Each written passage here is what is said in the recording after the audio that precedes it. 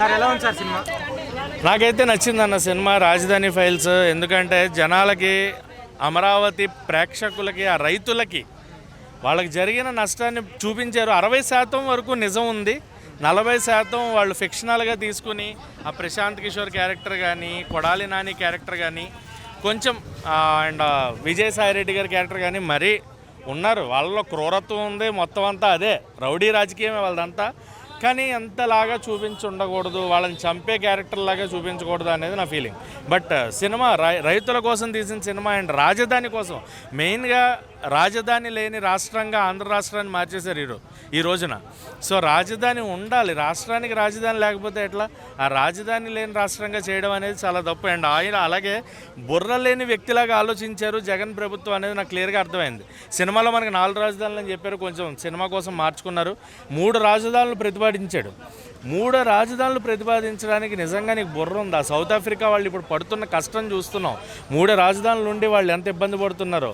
ఒక రాజధాని ఉంటే అక్కడి నుంచే పనులన్నీ జరుగుతాయి, డెవలప్మెంట్ జరుగుతుంది, ఏం కావాలన్నా కంపెనీస్ రావడం జరుగుతుంది. సో డెవలప్మెంట్ నీకు అక్కడి నుంచి ఎస్టాబ్లిష్ అయ్యి మొత్తం అంతా స్ప్లిట్ అవుతుంది. అలాంటి ప్లాన్ చేసుకోవాలి. కానీ నువ్వు న్యాయం ఒక దగ్గర, సెక్రటేరియట్ ఒక దగ్గర, ఇంకో దగ్గర అని 3 రాజధానుల కింద విభజిస్తానంటే జనాలు ఏమన్నా పిచ్చోళ్ళు అనుకుంటున్నావా?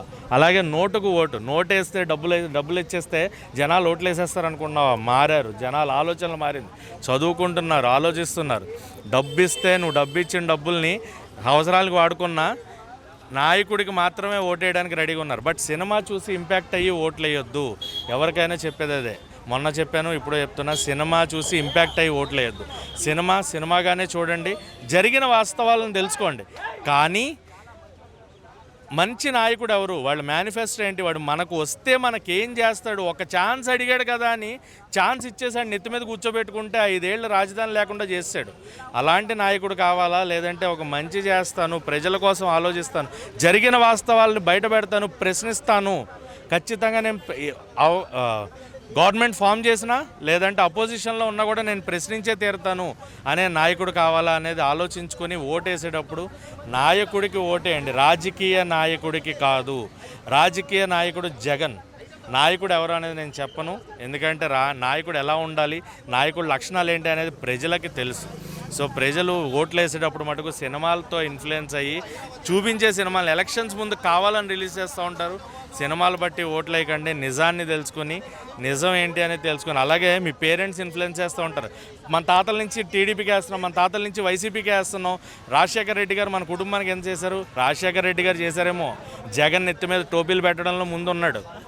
ఇంకొక 5 ఏళ్ళు జగన్ మీ నెత్తి మీద ఉంటే ఏం జరుగుతుందో ఆలోచించుకుని ఓటేయండి.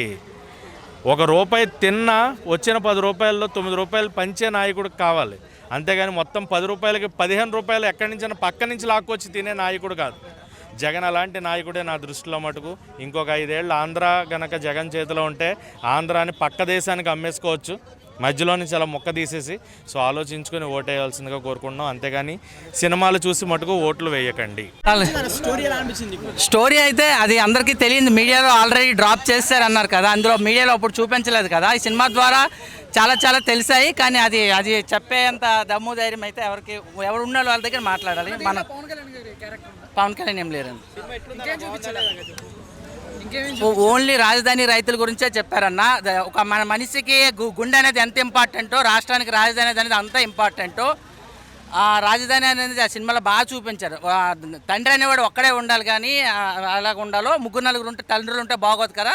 అలాగే రాజధాని అనేది కూడా రాష్ట్రానికి ఒకటే ఉండాలి, 3-4 రాజధానులు ఉంటే బాగోదు కదా. ఇలాంటి సినిమాలు చూసిన తర్వాత సో ఓటేసేటప్పుడు కానీ ఎలక్షన్స్ టైంలో కానీ ఎఫెక్ట్ ఏమైనా ఉంటుందని జనాలు మారాలన్న. జనాలు మారి ఢిల్లీలో కేజ్రీవాల్కి ఇచ్చినట్టు ఇక్కడ పట్టం కడితే అట్లా బాగుంటుంది అన్న. జనాలు మారకుండా ఏముంటుంది అన్న, జనాల్లో మార్పు రావాలి. మార్పు వస్తే ప్రతి ఒక్కరు ప్రీ స్కీమ్స్కి అలవాటు పడిపోయి ఉన్నారు, వాళ్ళు మార్పు రావాలి. ఎవరైనా నాకు ఈ స్కీమ్ వద్దని చెప్పి ఇచ్చేసే ఇది ఉందా? ఒక్కరు కూడా ఇయ్యారు.